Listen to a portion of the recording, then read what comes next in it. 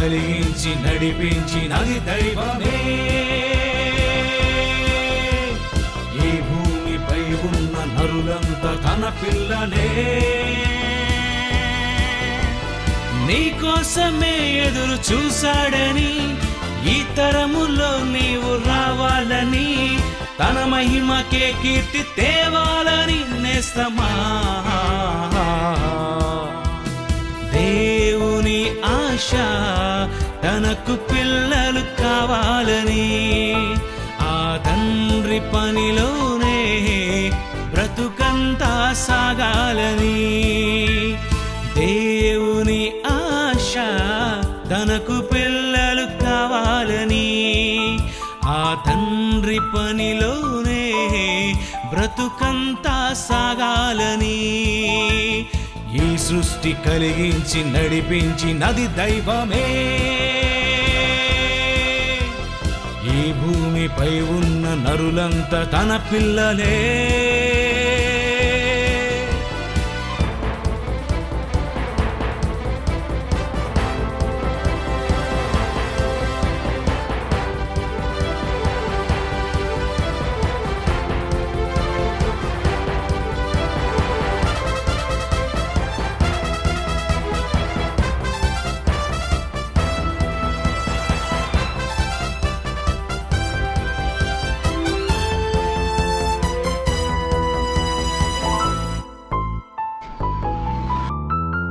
మోషే వలె నడిపించుము, విసిగించిన మాటను మరువకు. ఏ పదవిని ఆశించకు, శోధించిన నీవు పని మానకు.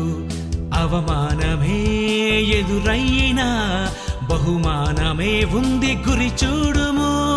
దేవుని ఆశ నీవే కావాలని, దేవుని ఆశ తనకు పిల్లలు కావాలని, ఆ తండ్రి పనిలోనే బ్రతుకంతా సాగాలని.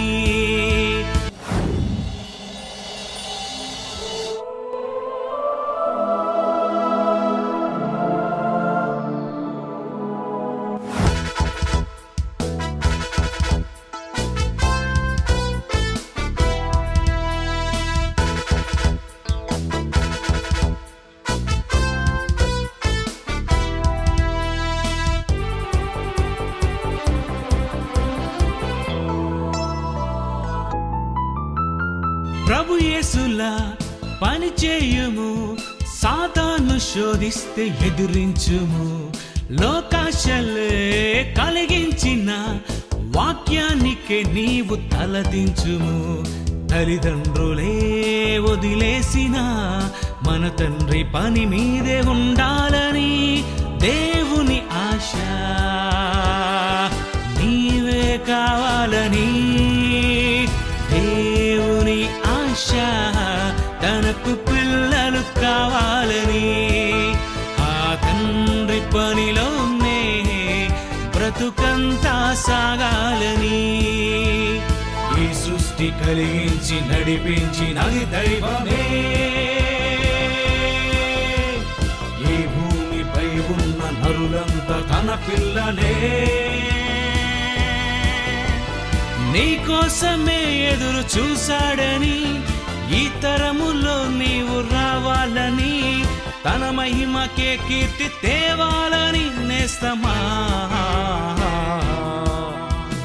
దేవుని ఆశ తనకు పిల్లలు కావాలని, తనకు పిల్లలు కావాలని, తనకు పిల్లలు కావాలని. అందుకే Bible open city India international వారు 2012 జనవరి 1వ తారీఖు కల్లా ఒక పెద్ద భవనాన్ని ప్రారంభోత్సవం చేస్తున్నారు. అదేంటో తెలుసా?